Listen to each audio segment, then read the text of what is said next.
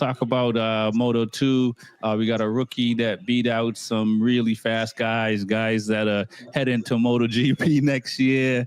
What are your thoughts on Moto2 race and that finish?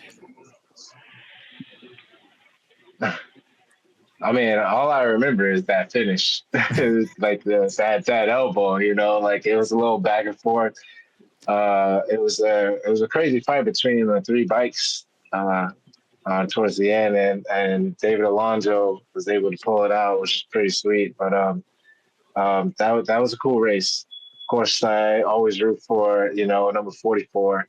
I want him to win the championship, but then he didn't. He finished what? Anthony finished sixth. Sixth, yeah. Sixth, yeah. But yeah, there's a lot of riders that didn't make it. Lopez, Darren Bender, Sasaki, Vietti, and it's a tough battle out there with these same machines that they're on. It's any given Sunday, pretty much. Right. I mean, do you think just being at a new track for everyone also played a part in that? Do you think Alonso would have, if it was more familiar to some of these other guys, do you think he would have pulled it out? Because it seems like, you had some guys running up front. Outside of Marrero and Gonzalez, everybody else has kind of been up and down. But, man, Alonso really, he had that late pace that Bastianini's having, that Aldegir's having, and it was crazy. Yeah, I got to give big props to all my people from Colombia. It's been a while since there's been a Colombian at this level. I mean, last year he showed how good he was in Moto3. When he came to Moto2, I mean, Moto2 is a real meat grinder. There's a lot of different levels of talent there. There's some guys that have been there for a long time that know the bikes. So for him to go to Moto3, come to Moto2, and be able to put it at the top step, that's a huge accomplishment, man. There's a bunch of guys in Moto2 that have been there for a long time that have never seen that top step, have never tasted that Prosecco. So I think it's a great thing for him as a young rider to taste that, because once you taste it, you got the hunger for it. Once you taste the blood, man, you go swimming for more blood, So I'm hoping that, this might be the thing that, like, hey, I can beat these guys. Like, on any given Sunday, I can go out there and be the best. And I would love to see him do well, because I would love to see him or some other guys make it to MotoGP and change the mix in MotoGP from Italian, Spanish, Italian,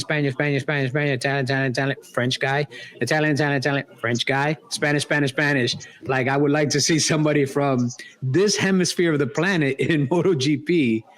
And, he might be the one. He might be the guy that gets the call up in a year or two if he continues to show, this kind of pace, especially late pace, man.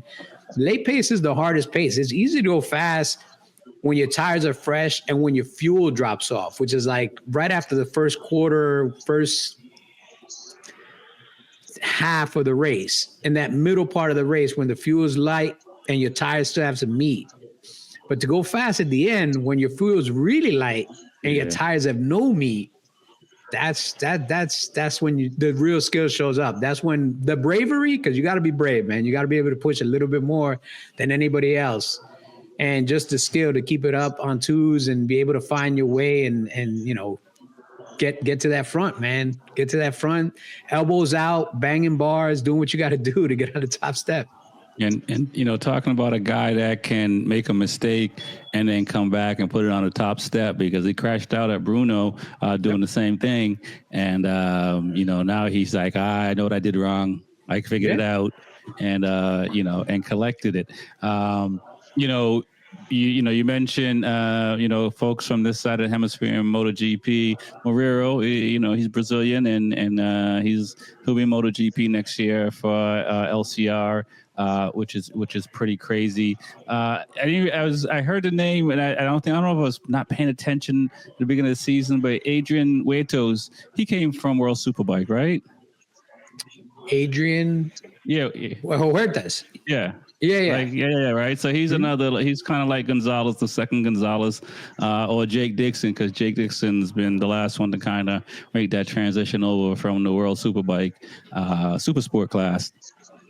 And coming over, Munoz is going to Moto2 next year, so he's doing double duties in Moto3 and Moto2 right now, covering for the Red Bull, covering for Dennis Anchu.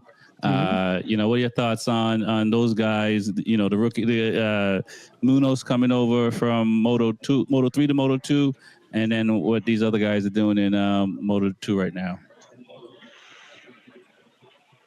TJ. He's been doing his thing.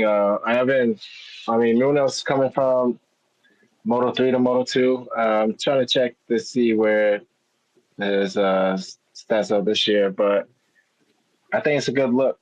As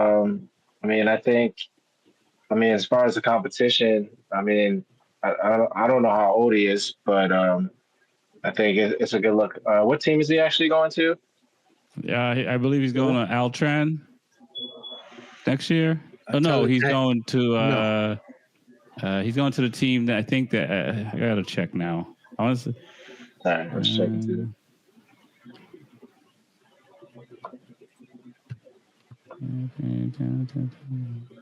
Red Bull. I want to say it's the same team as Canet, but I don't think so.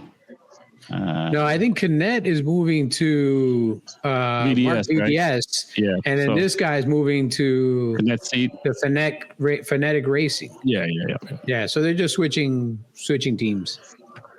So yeah, and then I've always been an Anchu fan as well. I don't know. I think you mentioned Anchu, but I remember when he came up from Moto3 to Moto2 as well. Oh, but yeah, pretty impressive.